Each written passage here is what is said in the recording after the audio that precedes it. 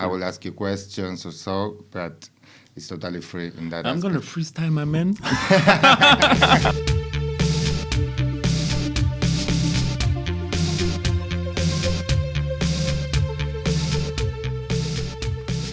Welcome to the Post-Work podcast recorded at Karl-Marx Studios, bunker, somewhere hidden in Berlin. I'm Pablo Denegri, your host, and today's guest is Amaury Bouquet, illustrator, muralist, and many other things that he will tell us today. Thank you, Amaury, for being here tonight. Yeah, thanks for hosting me, Pablo. Really nice to be here. We met not so long ago, and I always had the feeling that we were lacking more time to talk about certain things. That's right. Yeah. And since so far the guests have been here only for the first time, with most of them, since it's the first talk, we usually tend to talk about like this kind of origin story or the path or whichever you want to call it. And I think your story has a lot of that, you know, because you discover art in a way, but you discovered in yourself, in a journey you made. Am I wrong? There's something about it? I think that's totally true. I mean, it's a strange path that I have had so far, and but art has been so important at some point that I could not deny it. So I had to give space to it, and just with make my strange, journey. You mean business school or what? That's my original starting point. You think it's a dark background from an artistic perspective to have business studies? I call it strange. I wouldn't call it dark.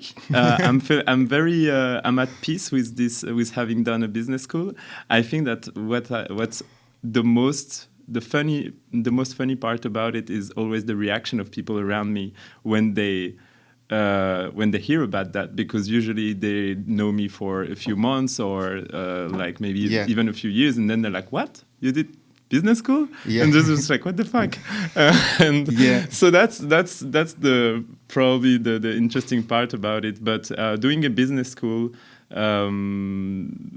still has some meaning for me, and I think that it's still something that helps me, and that makes sense for me in organizing my project, but also collective project. Being able to collaborate and do things collectively is something that's very important for me. So you're originally from France. Yeah, that's right. But you live in Berlin for how much? It's been 3 years now. Yeah. My girlfriend moved here. I was here in 2015 also to work in a gallery that's called Urban Spray Gallery. And then I left, and now I'm back. Nice. The Urban Spray Gallery is near the wall. Mm-hmm. Yeah. It's at Warschauer Straße in the RAW RAW. So it's a big abandoned space which has been reused for new purposes, and this is like a street art ecosystem. I would call it like that. Okay, and you have a lot of experience in that because you were street art tour guide in Berlin. Also, yeah. That's interesting because street art is a big part of my artistic journey, but not so much of my own practice. I've been doing some street art, but that's not the main thing that I've been doing. I'm more into illustration, and now moving towards using illustration for other things. But street art has always been something that I have appreciated a lot for its direct contact with the public and very much part of the popular culture. Yeah. I think we could do like an entire discussion about that. I love it. Yeah. Okay, cool. I mean, in a way, it's all popular culture. It's very difficult to separate, you know? Yeah. This false dichotomy in a way. Also the false dichotomy business artist life, because in the end, to subsist as an artist, you need to in some way market succeed yourself. In it. Yeah. Oh wow. And this has a lot to do with the market itself, with capital letters. I don't know any other job where you need to market yourself as much as an artist. There's no other job where you need to do that much. If you, it's true. So yeah, for sure it's very related. But the good part of it is that I'm quite bad at it actually. so So why did you study business? exactly. So yeah, I think for me it makes more sense on like organizing projects and being working collectively. Yeah. Doing my own promotion is not something that I'm really good at, Yeah. and so yeah, for that part of the job, it's not that useful actually. Yeah. Did you say you are not so much into street art as a technique, but it played a special role in your, let's say, when you discovered that you wanted to do something with art? I read this in your bio, I think. It was a journey through America. Yeah.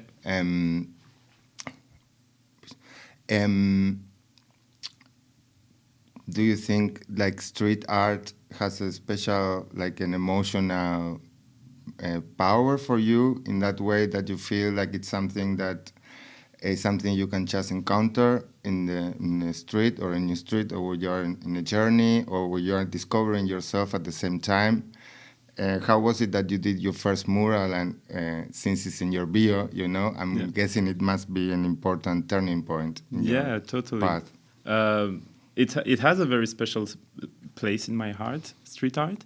The reason for that is that I discovered it as a kid in the region of Paris, and for me it was extraordinary. I started to see those things which were not happening before, like little cats going at the top of the buildings, and I was like, oh, what's that? It was something totally new, a sensation that I have never really felt, of like seeing that reality can just be distorted at this moment because someone has decided that he wanted to do this thing on this place, but nobody did that before. So I was like, I was maybe 10 or 12. I was very young. I started to get interested in that. So that's how I started to get interested in street art. And then many years after, I was doing a world tour with a friend during my business school, and that's the moment where also I allowed myself to switch mentally from being more rationally oriented and listening to my parents, basically. important moment. Yeah, and to listening more to my heart and doing things as I wanted to do them. So this big trip was that moment, and I did a mural in Mexicali, in the north of Mexico, next to Tijuana, and that was actually a pretty stupid and crazy for story. You, it was something that just happened in a way, or it just happened because I met an illustrator who was from Italy, and she was there at that same moment, and we were like, okay, I want to do a mural. I want to do a mural too, and we went during the day. In Mexicali, the police could have come at any moment, and we did a piece that was like maybe 6 meters large, so a really large piece. Wow. Just like that in the street. I've never done that again in my life. So I mean, like, what the fuck happened at that moment? I don't know, but it was a great. It's just like, and it's another scale also. You're painting with your body. There's a lot of things that just go into that moment. So, and then you had to study in a way Berlin specific kind of graffiti ecology, or how did you end up being a street art guy? Yeah, it's related to my experience at Urban Spree, where I was working as a gallery assistant there, and so I had the chance to discover the whole local ecosystem and check out what was happening there. The real story is that I was planning to do the street art tour for them. Didn't happen. I came a few years after. I was like, okay, I'm going to do it for myself. And you that's how I self-organized it. Okay. Yeah. And so I created the whole street art journey and to present it to people. I've been collecting street art books for since I was a kid. So I mean, I was totally comfortable with doing this street art tour, and people just liked it a lot, I think, because it was a sincere interest that I have into this art. So yeah, worked pretty well.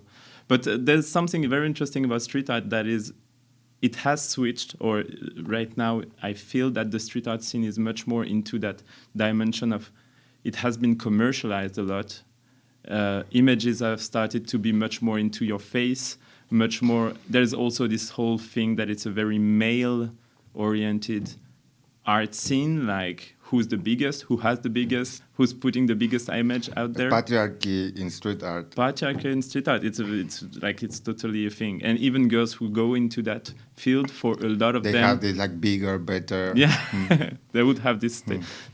And at the beginning, it was not necessarily like that. It was making a point, like a little bit like guerrilla style, like, you know, going in the streets, making some political messages. In South America, it was even more like that. I'm feeling more.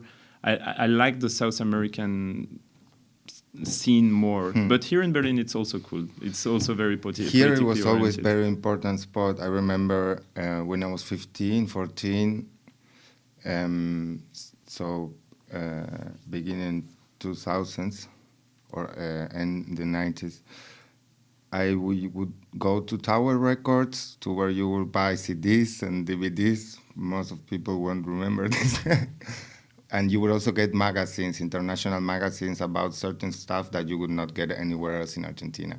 So I would get like hip hop magazines from the US and very interesting graffiti magazines from here and from Holland and so. Nice. Also from France. I was blown away by the street culture they had, you know. So it was very special, iconic place for that. And when I came here, I bought, I think, the 2006 edition of this Street Art in Berlin book, you know? Now I don't know, they have like the 11th edition or something like that. Yeah, I see those books that like show you all the street art. Osemios. Mural. Mural, yeah. Yeah, I see. So, but what also happened is that I started realizing there were groups in Argentina that were they came from design universities and so, but they were very interesting mural street art collectives. But definitely I didn't realize that in the city itself. And when I came to Berlin, graffiti was very, like you say, on your face in a way. It is, yeah. And also very entangled to the political, socio-political situations relating to gentrification, for example. You know, there's certain zones that ain't gaining value because these graffitis were there and they were adding up value. So then I think there was this old Simeon's mural that when they sold the place or they were speculating with it, the guys himself kind of canceled it. That's blue. That's blue. BLU, blue. Yeah. Very anarchist artist from Italy. Right. Super, super nice artist. But yeah, interesting move that he did there. This is what happened, right? Or maybe I'm mixing stuff up. Yeah, he deleted his artwork because it was increasing the value price of the flats around this place. It's not far from Warschauer Straße, but on the other side of the bridge. He's a type of street artist that I really appreciate the work of because he's stayed very true to the origin of it as like a socio-political tool, not necessarily being in all the like fanciest festivals around, you know. I mean, it's okay if you're an artist, you have the opportunity to go to festivals and make money with it. I mean, I understand, and it's a great opportunity to make nice murals. Yeah. But also, it's losing its essence if it goes only in that direction. Unfortunately, recently, I feel that it's where it has been. Because you feel that there's more the surface that is left, and not so much this substance of being born out of the streets. Let's say every art with like pagan art from the streets, like even hip hop, and they were born out of marginalization. You know, they were born out of being left in peripheries. Even techno was born out of this. You know. Yeah. So of course there's this cultural process that kind of cyclic, where the market always appropriates what's superficial, you know. That's right. I was gonna make a link with that too, with capitalism, if we're talking about business and stuff like that. Yeah, capitalism as it's this very specific ability to incorporate everything that looks new, interesting, rebellious. Right, but new. Adorno used to say that the new for art should be the opposite than the new for the market, because for the industry, let's say, because the new for art should be radically new and should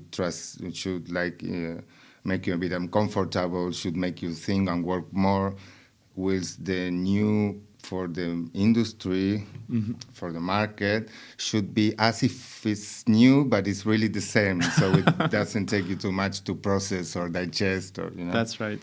Yeah.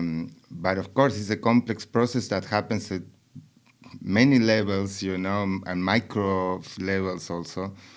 So it's also not valid from my side to make a stand out of this dichotomy, as if it was something you could just step aside from, you know, because as I see it, the whole mashup of thing, culture and counterculture are one. Yeah, exactly. It's entangled. It's very hard to say, I'm critical of that and I'm just out of this, I'm exterior of that. It's too easy for sure. We're taken into this process also. But what you said is very interesting. I think that it's a very good indicator. What am I doing? Is there a sense of discomfort, or is there a sense of challenging a little bit the public or the people who are going to come and see that? So that there is actually something that is lived and maybe something that is learned out of this experience. If not, it's just indeed superficial, the image, the culture of the image, the culture of the superficie. That's, I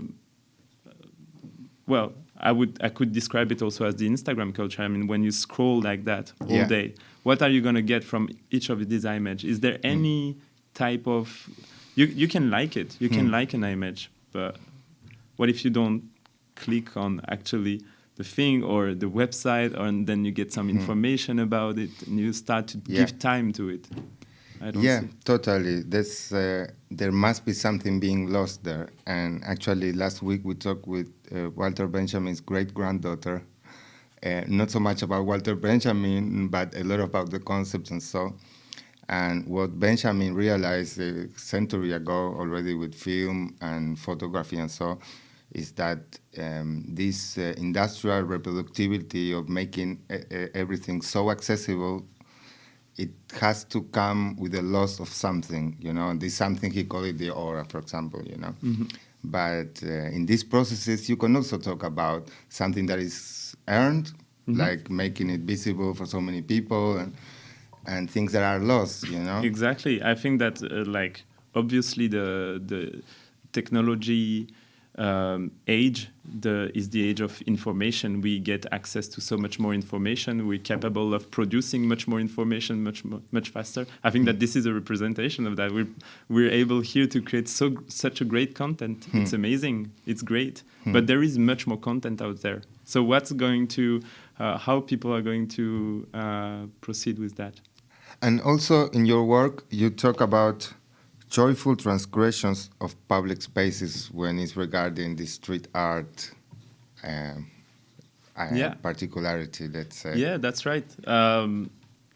It's an interesting thing to be able to reappropriate the public space, which we consider. What is public? What does that mean? I think that it's questioning that to be doing street art. Public is supposed to be like out of us for everybody, but who owns it? Who can use it? It's a paradox also, because usually they have problems for transgressing the private space when they do, you know, because these walls are owned by private owners in a lot of cases. Yeah. So in that case, it's also a contradiction. Yeah, it is. I have to say that I'm not completely radical about that aspect of things, like street art and graffiti, and I think that's why it has been passionating for me. It's still an interest that I have. Because I'm not totally fixed on my ideas regarding street art and the use of space, but it's questioning it. So it makes it like a vivid debate, you know? Yes. And so I like that. But I have to say that street art has been a very important part of my artistic journey. Right now, I like to use public space also for spontaneous happenings or events or stuff like that. Yeah, I'm not doing some. I'm going to paint a wall with a friend soon, so that's gonna be nice. But I wouldn't say it's like the biggest part of my practice. I don't call myself a street artist. Let me risk something. Yeah.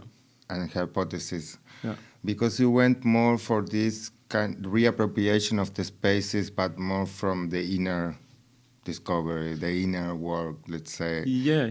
Metaphysical in a way, if you could say so. That's right. Am I wrong? Yeah, I mean, right now that's definitely a part of my life that inspires me much more, and that is very much more like important to my art practice about who am I, who are we. Also, like a spiritual awakening at some point for me, and being able to put it into the collective space, being able to discuss it, to live it together. I think that's the most important aspect of what I'm doing in art at the moment, like being able to, because it's such an intimate thing that it's necessary to experience it on an intimate level. But I think that if we're able to share it, then we're also able. It becomes even like a political topic, which is a little bit strange.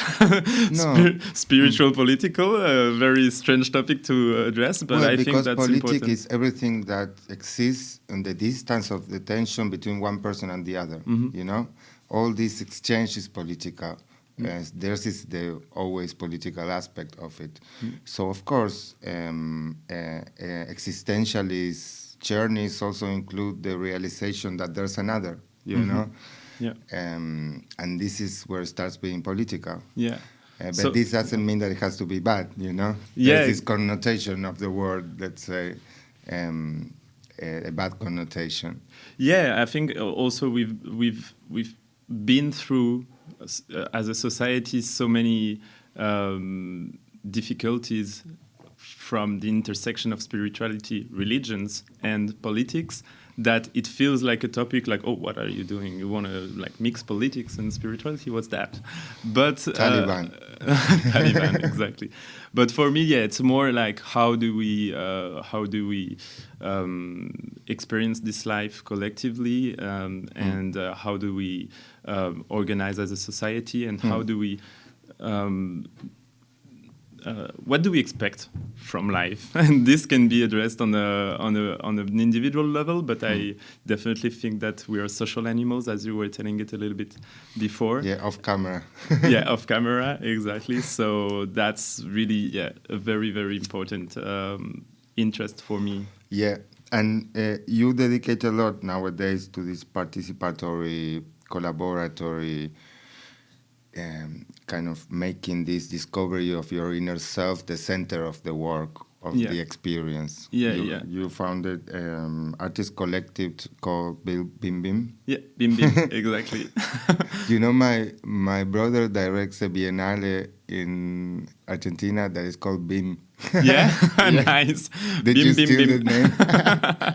You stole the name. Yeah, exactly. No, because it's Bienal de la Imagen en Movimiento. Ah, nice. So it has a meaning. Bim Bim has no meaning. So it's more but Dadaistic, let's say, or surrealist. Yeah, Bim Bim. I think it's coming from another project that I had before that never happened, and I took the name because I liked it so much and I reused it. Nice. So it's recycling the name of another project. But I think that what I liked about this name is that it's so international and just a little bit funny also.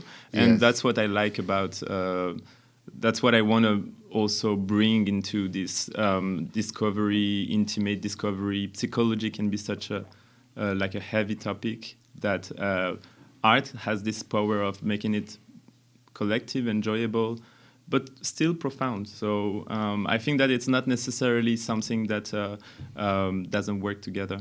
True. I was at one event that You were at the first event. Yes. Alchemical activation. Yes. Oh, wow. This was an event that was open to the public from the street, actually. We took people from the street who were spontaneously coming in that place. Yeah. And we had very different reactions. I can imagine. I can to that imagine. experience. And I have to say, I'm not at all a spiritual savvy. I have problems with this part of myself, you know. I work a lot in other parts, more like conceptual and so on.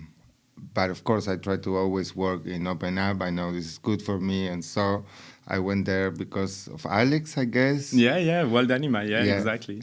And I had a really good time, I have to say. And most importantly, definitely something happens. Definitely something happens. I mean, if you view it from outside, not being there, not being in the moment, just with prejudgments, you just apply these prejudgments, you know. But the being there, the going through the experience, there's a lot related to what happens with meditation, for example. It's the same realm, you know, with very simple things, breathing and like very basic thoughts about the experience of being here. You can really experience or get near things that they don't have to be spectacular or magical in a superficial way, but they really make something change or click inside yourself, even if it's for a minute or for a second, you know. Yeah. And it's very interesting that you're talking about something spectacular. I think that's the main risk that we're taking, I would say, with this approach of creating experiences. It's that we have a part of the we have control over a part of what's happening, but it's as much the public as much as us that is going to create this moment.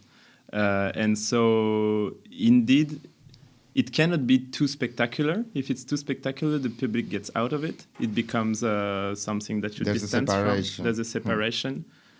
And so, yeah, for some people it's gonna work. For some, it's gonna work less. Even if it's not working, I'm sure that it's putting questions out there, making some contact with some people who might not have this contact with more intimate spiritual experiences. But yeah, it's also something hard, I guess, for an artist. Like, it's hard for an artist to put a piece out there of like an illustration or a painting and getting the judgment from a person, I like it or not. Because this event, let's describe a bit. Yeah, what exactly. It was. I think you went in from the streets, and you were in directly into a tent where there was a public tarot reading. Yeah, it was with me. a group of people, and you were doing this public tarot reading. Yeah. And then there was something with the elements of the space, with the rocks, or you had to bring something from the space, and then you go into this big tent, which was all dark, and it was more like more tactile sensations. You could not see because you had something on your eyes, so you were blind, and you had to like follow a little track, and to follow like a string. So you were following the string, and you had like different things around, on that path, and then at the end you could finally unfold and find that it was a meditative space with someone showing her hands here like that, so that you could try and come in contact with her. So that was, we got some very harsh critique about it being very, very close to Marina Abramovich's work with the eyes, and that was more like with the skin. I have to say that it was our very first experience, so I mean, it's part of the thing. But I don't know why, I mean, it's difficult because, of course, Marina Abramovich, since she's from the institution of art, let's say what was called already in the 70s the white box, this white box where she presents this work in the Met, for example, I think it was, makes it a completely different context that where you guys were doing, with this kind of resignificating, reappropriating the space in a more pagan zone, let's say, in relation to the institution of art, you know? Yeah, that's right. It's more like self-organized, a little bit like collective also. So there was some more hippie, effort. if I can say More that. hippie for sure. Yeah, definitely. I'm comfortable with that reference. I love. I'm more clearly about meditation. I'm more clearly about this. That's right. My opinion. The Yeah, comparison from the two works, I think, it's not valid from that regard. And then you were into this tent while Anima was playing. I don't remember, you still had the eyes closed.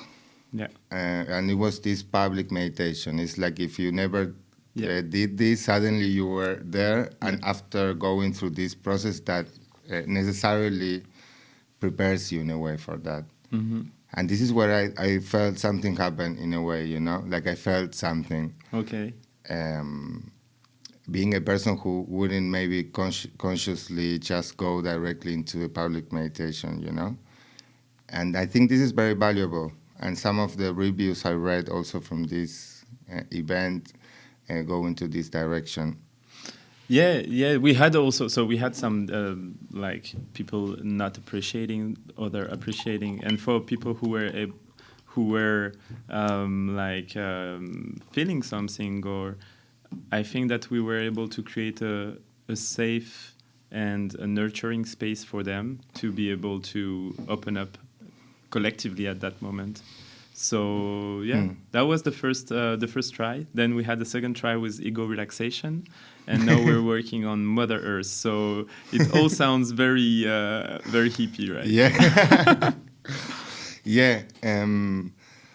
Of course, in times like this, post times, where again extinction, like species extinction, like climate destruction, everything is again a huge threat, very close, like it was maybe in the 60s, you know, like we had with the atomic menace and so. I think a lot of these topics that before we were hippism in the 90s or so, or New Age, or for reals nowadays are starting to be one of the last main important topics to talk about, even for artists, you know, in the sense of the climate, for example. Yeah, I have the feeling that it's for me the door that I found that seems the most interesting to explore for reconsidering our lifestyle and let's say goals, how we organize and how what we value as a society. Being able to move in that direction, you realize that it's not necessarily materialistic or rational that you need to address those topics, but you also need to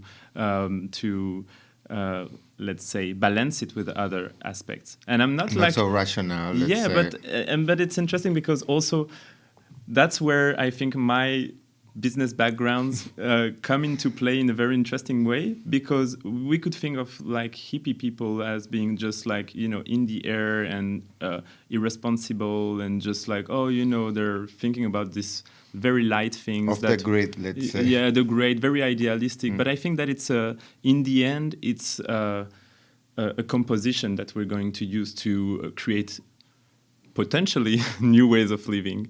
Rationality will play a role, emotions also, and maybe spirituality, maybe being more mindful about our life and how we engage with others. but it's gonna be in the end a composition. But I think that this part of life has been so much set apart, put away by this capitalistic security, rational-oriented society that it's extremely urgent to think about these things and to live them, not to think about them, to live them. Yeah, Deleuze already continued Foucault's research on the society of control since the Middle Ages and so. And Deleuze talks about the continuation of that in the technocratic world, what we are living right now, as the control society. He took the terminology from William Burroughs. And if we keep like that, we're just machines. We're just machines. We take decision because we see that rationally is going to lead us to more security, to more comfort, to more, and it's a straight path. It's like, okay, take your highway. I'm gonna take another road, and I think it's gonna be much more interesting. And it always sounds so clever, to make those very like clever Statement. talks and rational thinking. But in the end, it's not gonna make you happy. It's not. So my mother says, the new version of my mother, after she grew up a lot internally, she says, Pablo, it's better to be happy than to be right. This chase, towards being right, and as if this was going to fulfill you in some way, when in the end, being right is just about a power relation. Totally. That's okay. So there we go into politics, and Of course. I mean, I am left wing, more left wing. If we need to put that into the right-left perspective, but I'm very critical of how the left wing has evolved now, and about some discourse that I can hear from radicals. The political parties that are called political left, parties, but also friends. And I mean, if we're not able to communicate and to be able to try to empathize with each other's ideas, I mean, yeah, I don't know. It's interesting also to see how politics are made in different countries. I think that in France, it's very much about shouting and, who's going to shout the loudest. And here, I feel that in Germany, at least, they have more ability to reach consensus or to debate and to find, I don't know. That's, maybe another topic. Maybe is going too far. Yeah, in each country it's different. In my country, for example, what's called the left was never much of a help for the popular causes, which might seem like an oxymoron, but this is so. And the parties that really made a lot of progressive advancement, in fact, are different parties, like Peronism, and so that had elements from the right, from the left, and so. So they take different shapes, of course, every time, and it's interesting that you mentioned this political thing related to spiritual, because I think you have a lot of influence of these elements from the 60s generation, for example, which was a very special moment. And also, as we were talking, I was thinking off camera, there's a correlation between the Cold War times and what we are living right now, which are already, I think we can say objectively, times of the end of the world in a way, where we have clear menaces like regarding climate, and when these subjects are no more a matter of the consumer sector you belong to, but it's something that is hitting us in the face, Yeah, that's right. These are the things for which making this process might make a change, as you say. Yeah, I've not questioned myself so much about the period that we are living in right now, or that was in that moment, 70s, 60s, but for sure, because of those massive dangers that we perceive or perceived, we think about, we're very stressing our attention on how we're living and how can we change that, rather than how can we just pursue it really, just straightforward. It's true, and this is really one of the negative parts of like the just talking politically correct, because as you were saying here, you feel that there's more consensus and so in Germany, which is true, but it's also true that this a lot of times it's only this just hot air, Yeah. It's only just the political correctness, but then the lobbies, Yeah. the industries, everything that's part of the problem is continuing the same, Yeah, and honestly, I was saying that as a total ignorant about what it is, German politics. I don't know.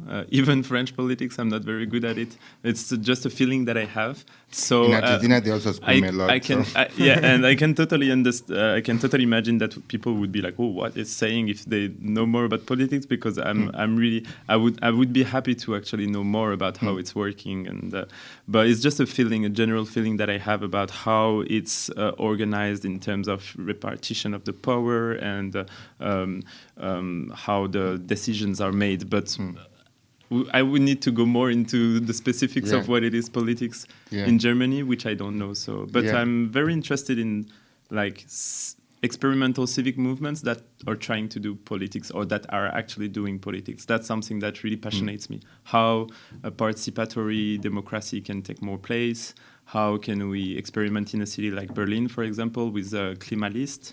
I think that's some things that I find interesting. But yeah, I mean, what I do as an artist is, I think at some point I want it to be correlated to that. But at the same time, I'm very inactive politically. So I have some opinions, but I'm not really able to. Yeah. But this is also a curtain of smoke, like we say in Argentina, that's preventing people from really having an access to what's really nothing that should be so complicated, because in a way democracy should function a certain way and constitution talks about certain things. So the concept, mostly from my side, as you said, created by capitalism and mass media and so, that politics should be in specialization, that you should be an expert to even feel entitled to talk about.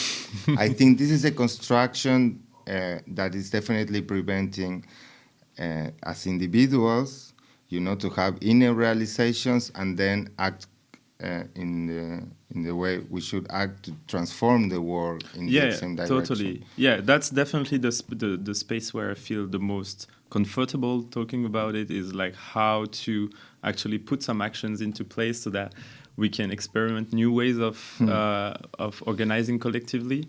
I'm just saying that I'm not so much of a great analyst of how it's constituted and how it works. But I have my ideas of what we could try that could be really cool.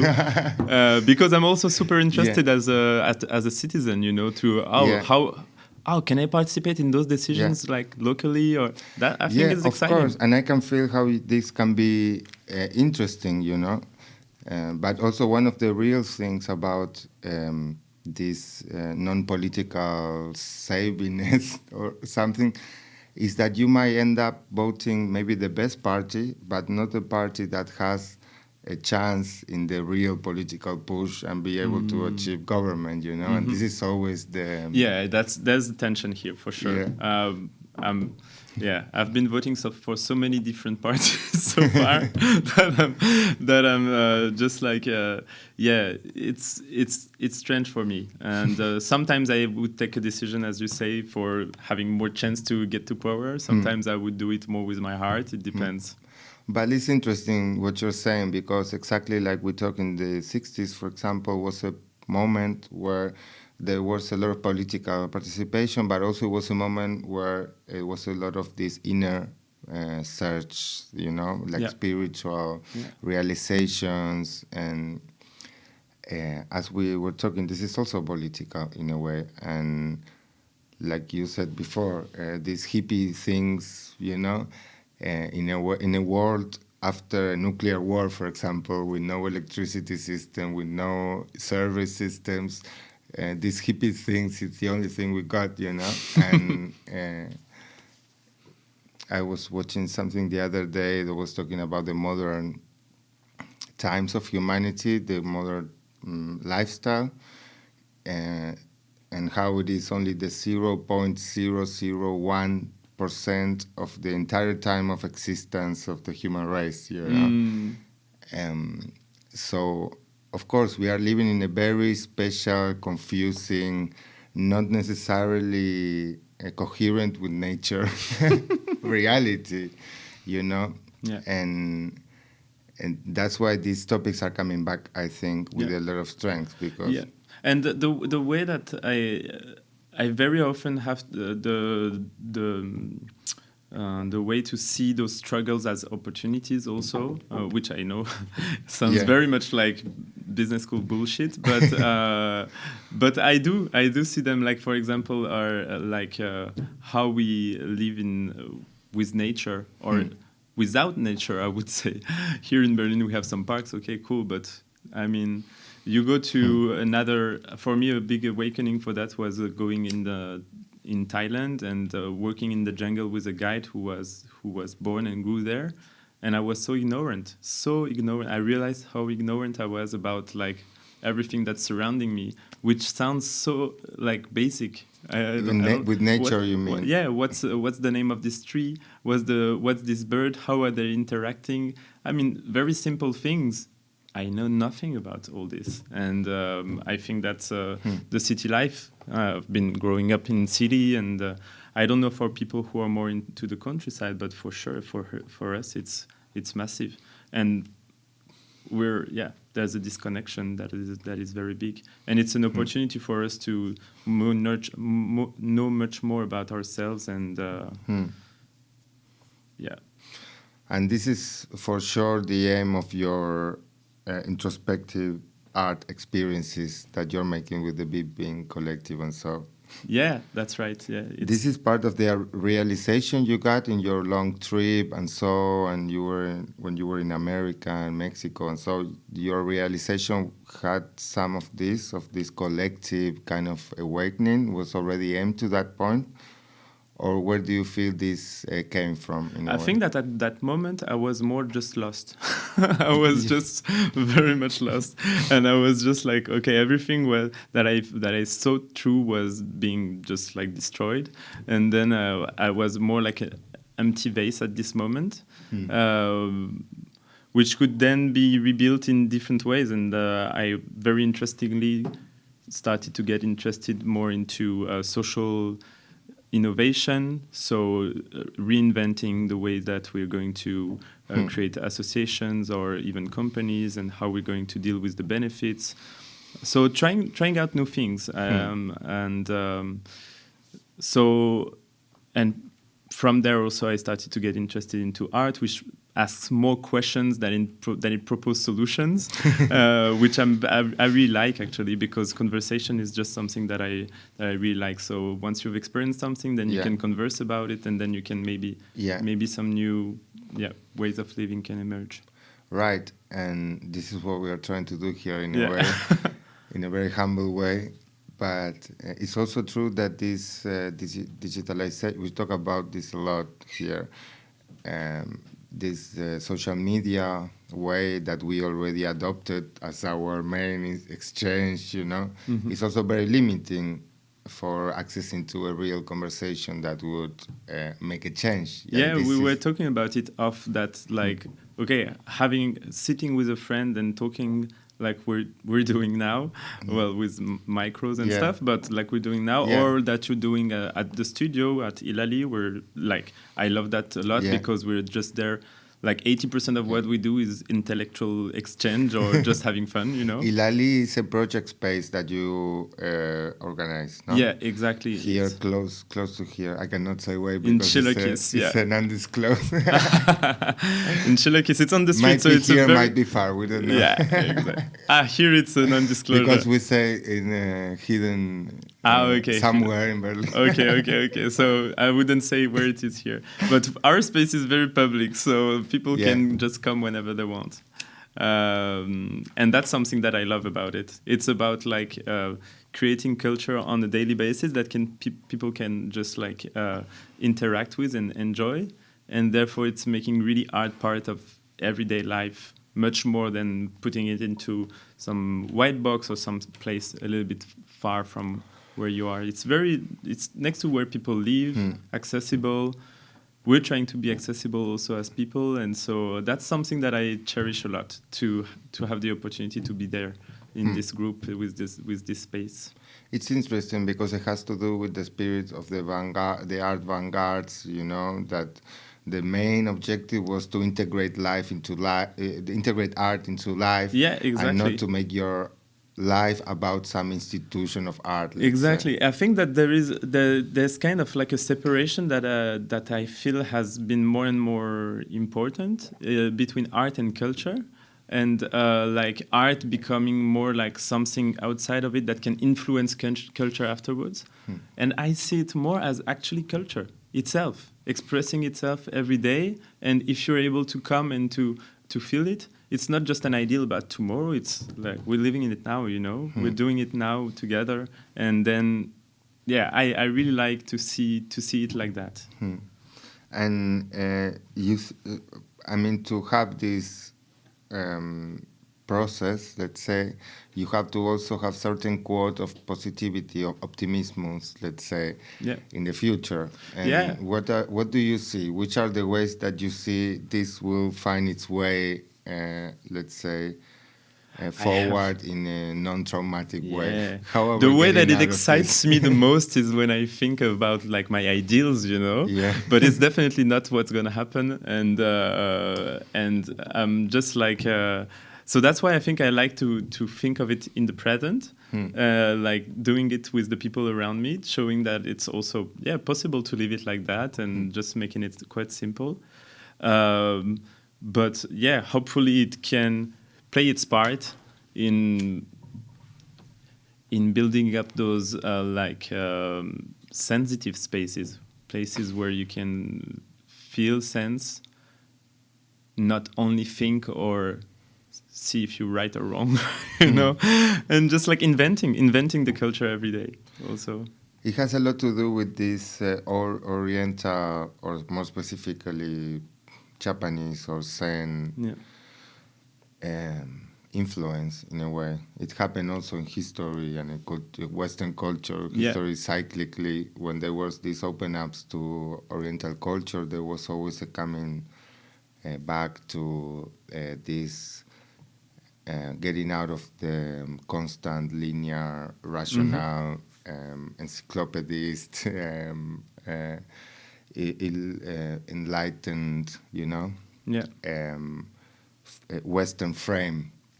And a lot of those things got to do just with making a break, you know, making a break of this continuum, and just try to think out of this constant and linear demand that I cannot even say Western anymore because it's worldwide, you know, capitalist world in a way demands. But these huge changes of experience, of perception, you can have also without drugs, like a new graffiti here in Berlin says, "Hi without drugs."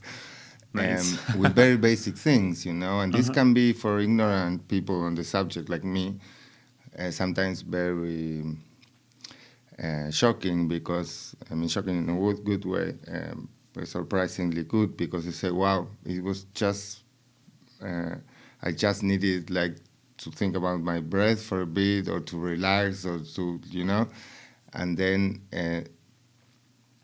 we could achieve so much maybe if we weren't so separated from these basic concepts that it makes me think that in that sense meditation and Eastern culture, I relate them to also psychology and collective psychology, like what are we enacting, and we're always frustrated about the future, we're always anxious about the future, frustrated about the past, and me for sure all the time. This is my life every day. No, but and then if you relate it to psychology, so on the personal level, we are creating this reality on the collective level also. So what happens if we just make it a little bit differently and do it in the present? For sure, it's also very exciting to intellectually to think about the future and to look into the past. I like to do that, and I take from my ancestors also, books and things like that. But it could be a trap just to stay into this conceptual abstract level, no? Because you could talk forever about it and never making an action. Yeah, be into the present and embodying it. So. Action in that sense is definitely something that is nice, but just also being there. Yeah, it's good. Thank you, Amaury, for coming here tonight. Yeah. See you the next time. Yeah, see you. Nice. If you want to have more information on Amaury's collective and individual projects, we will leave some links in the description. Thank you very much for listening. Bye-bye.